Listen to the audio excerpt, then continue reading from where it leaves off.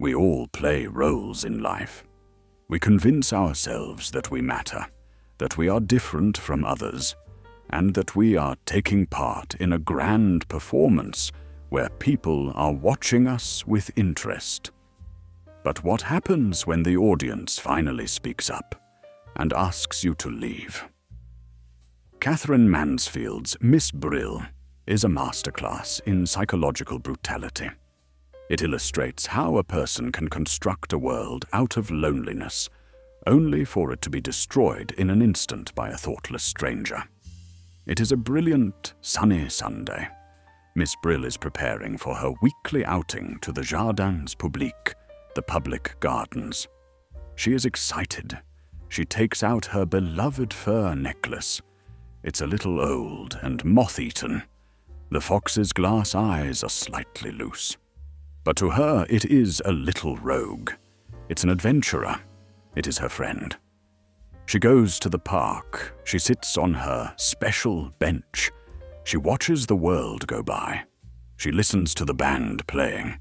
She judges the people passing by, the funny old men and the loud children. She feels like a queen observing her subjects. Then Miss Brill has an epiphany. She realizes that this isn't just any park. It's a stage. They were all on the stage, she thinks. They weren't just the audience looking on. They were performing too. Even she had a part and came every Sunday. She feels a rush of joy. She isn't just a lonely poor English teacher in France. No, she is an actress. She is essential to the scene. Without her, the park would be empty. She almost wants to sing. She feels connected to everyone. But then the hero and the heroine arrive. A young, beautiful couple sits down on Miss Brill's bench. Miss Brill is thrilled. She prepares to listen to their romantic conversation. But they are not. They are cruel. The man says, "Why does she come here at all? Who wants her? Why doesn't she keep her silly old mug at home?"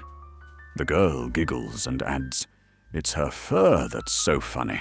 It looks like a fried whiting." A fried whiting, a dead fish. Miss Brill sits frozen. The music continues. The sun still shines. But the play is over. The stage lights have been turned off. She is not an actress. She's just an unwanted, silly old woman with a dead animal around her neck. Miss Brill goes home.